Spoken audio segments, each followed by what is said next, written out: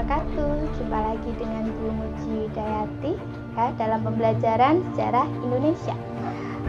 Untuk materi minggu ini kita akan mempelajari kerajaan Islam di Jawa ya. Kalau minggu lalu kita mempelajari kerajaan Aceh ya, sekarang kita beralih ke Pulau Jawa, yaitu mempelajari kerajaan Islam pertama kali di Jawa, yaitu kerajaan Demak. Ngomong-ngomong kerajaan Demak ya, kita bahas seperti biasa mengenai letak geografisnya, kehidupan politik ya, ekonomi, sosial, dan budaya.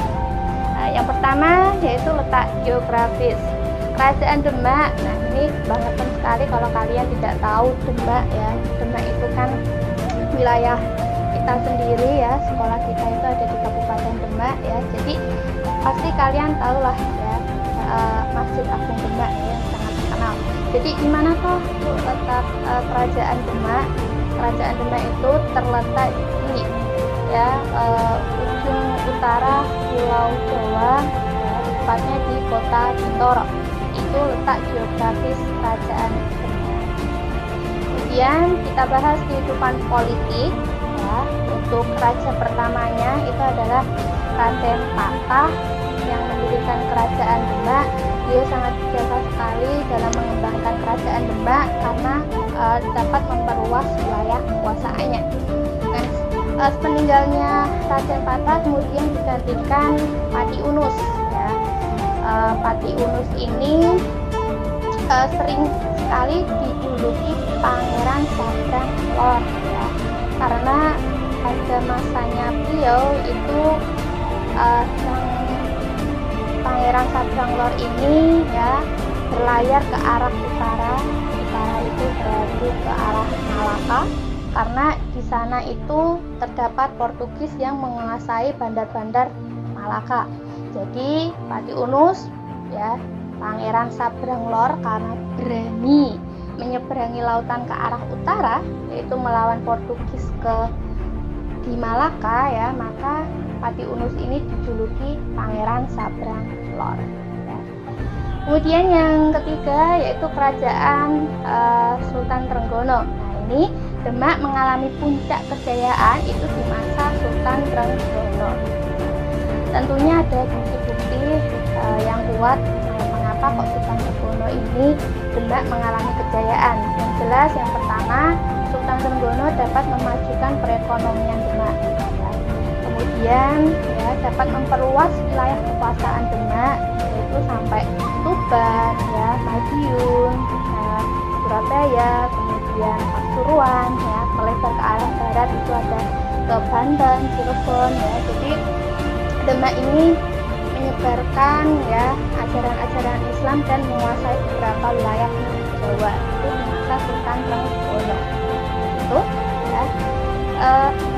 Lanjut ya, di masa Sultan Trenggono ini ya, kehidupan masyarakat juga makmur sejahtera ya, gitu. Kemudian Sultan Trenggono juga mampu melawan Portugis. Nah, setelah peninggalnya Sultan Trenggono digantikan Sunan Prawoto ya. Nah, ini di masa Sunan Prawoto ini ya tidak secakap itu berarti tidak sehebat Sultan Trenggono. Sedikit demi sedikit ini Demak mengalami kemunduran. Karena apa? Sepeninggalnya Sultan Prawoto itu terjadi perang saudara di kerajaan Demak, sehingga ya lama-lama Demak ini mengalami kemunduran. Jadi silsilah keluarga Demak itu seperti ini ya. Jadi raja pertamanya itu tadi adalah Raden Patah yang memiliki anak dua, yaitu Pati Unus dan Sultan Trenggono. Nah, di mana Pati Unus itu meninggal, kemudian digantikan adiknya yaitu Sultan Trenggono. Nah, ini akhirnya nanti ya terjadi perang saudara antara cucunya Sultan Trenggono dengan ya, Pati Unus, yaitu antara Arya Penangsang yang ingin merebut kekuasaan Sunan Prawoto. Dan itu jadi masa berakhirnya kerajaan Demak ini karena apa? karena perang saudara untuk memperebutkan kekuasaan di Demak. Ya. Kemudian kehidupan ekonomi kerajaan Demak jelas ya, kalau di Demak itu adalah agraris itu adalah pertanian, di mana utamanya ya bahan ekspor utamanya itulah adalah beras.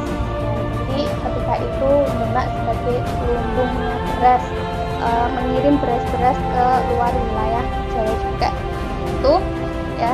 Jadi penghasilan utama adalah beras agraris ya. Selain itu juga Demak ya, karena paling utara itu terdapat lautan, jadi Demak juga sebagai tempat perdagangan ya.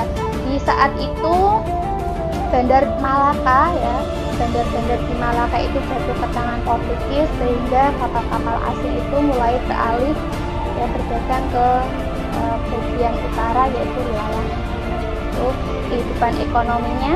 Kemudian kita bahas kehidupan sosial.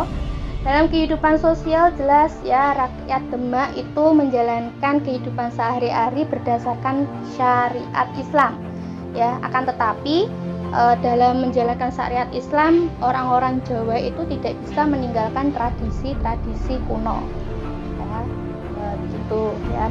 Contohnya ya selamatan ya, kalau orang meninggal itu kan ada hitung dino, nyatus ya, nyewu, itu adalah tradisi-tradisi Jawa yang tetap dijalankan oleh orang-orang Jawa ya. Kemudian nah ini berkaitan dengan tradisi-tradisi Jawa dalam menyebarkan agama Islam, peran besar yaitu dari peran Wali Songo ya. Jadi Demak itu bisa menjadi kerajaan yang berkembang pesat juga keikutsertaan dari peran Wali Songo ya. Salah satunya yang terkenal itu adalah Sunan Kalijaga ya, yang beliau itu dalam menyebarkan agama Islam sangat-sangat damai sekali ya. Jadi Sunan Kalijaga menyebarkan ajaran-ajaran Islam itu melihat kesukaan dari orang-orang Jawa.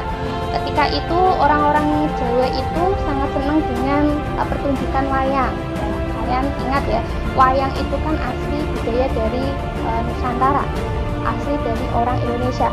Nah, karena masyarakat Jawa itu menyukai wayang ya, maka Sunan Kalijaga dalam menyebarkan ajaran Islam ya itu juga melalui wayang ya. Jadi kalau biasanya wayang itu ceritanya Mahabharata Ramayana, nah oleh Sunan Kalijaga ini wayang ini ceritanya diubah menjadi cerita-cerita bernuansa Islami gitu ya. Jadi penyebarannya sangat-sangat damai ya. Jadi kerajaan Demak berkembang pesat, agamanya juga menyebar di Jawa, itu juga karena peran dari Wali Songo ya, yang sangat damai sekali penyebaran agamanya ya. Terus kemudian kita lanjut kehidupan sosial sudah, kita lanjut kehidupan budaya ya. Hasil budaya kerajaan Demak, kalian pasti tahu masjid yang sangat terkenal sekali yaitu Masjid Agung Demak ya, yang memiliki ciri khas luar biasa ya. Ciri khasnya adalah memiliki atap yang berundak-undak, atap lumpang. Nah ini ciri khas asli budaya Nusantara, itu tidak terlepas dari Masjid Agung Demak. Selain itu di dalam Masjid Agung Demak juga ada toko tantal, yaitu tiang-tiang ya, tiang-tiang penyangga masjid, kemudian pintu bledek ya. Ya ada lagi beberapa peninggalan ya, ada seperti beduk ya masjid, kemudian menaranya ya. Kemudian ada upacara sekaten. Nah, ini upacara memperingati kelahiran Nabi Muhammad SAW ya. Ini biasanya Maulud Nabi itu di Demak sering diadakan upacara sekaten. Itu adalah budaya asli Demak. Nah, kemudian yang terakhir kita bahas tentang berakhirnya kerajaan Demak ya. Sempat Bunci tadi katakan kalau kerajaan Demak di masa akhirnya itu terjadi perang saudara sendiri di dalam kerajaan Demak dalam memperebutkan tahta ya. Jadi ada sosok Arya Penangsang ya, itu Raja Arya Penangsang yang berkonflik dengan Joko Tingkir ya, Hadiwijaya, yang akhirnya Arya Penangsang kalah, dikalahkan oleh Joko Tingkir. Nah, Joko Tingkir ini adalah penguasa Pajang, sehingga akhirnya kerajaan Demak itu pemerintahannya beralih ke Pajang ya, setelah meninggalnya Arya Penangsang. Itu saja materi yang Bu Muji sampaikan dalam kesempatan ini. Mohon maaf mungkin jika ada salah kata. Tetap semangat kalian PJJ di rumah ya. Kalau ada pertanyaan jangan lupa tuliskan di kolom komentar gitu. Sehat selalu buat kalian. Untuk materi minggu depan kita bahas tentang kerajaan Banten gitu, ya. Salam sehat selalu buat kalian ya. Terima kasih. Wassalamualaikum warahmatullahi wabarakatuh.